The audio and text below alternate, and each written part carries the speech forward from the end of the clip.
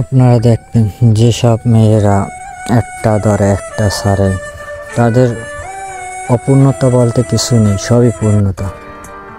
কারণ 12-13 কাঠা জল খেলেও তারা ফ্রেশ পিওর বয়ফ্রেন্ড চায়। কিন্তু ভালোবাসার ক্ষেত্রে তারা এটা বলে যায় যে পরিবর্তন তো সবাই হতে পারে, মানুষ পরিবর্তনশীল কথা সবাই জানে, কিন্তু সময়ভিত্তিক কিছু কথা আছে না, যে জীবনটা হলো পানির মতো, পানি সবাই ইউজ করে, পানিটা কেমন স্বাদ কেউ কিন্তু বুঝতে পারে না। ঠিক ভালোবাসা ঠিক এবিলের একটা জিনিস, যে কে ভালো কে মন্দ তা তো আর বোঝা যায় না। জলের মতো পরিষ্কার, দেখলেই সে মেয়েটা ভালো এমনও ঠিক না, আবার ছেলেদের বলা যাবে ক্ষেত্রে যে ছেলেটাও এমন ভালো।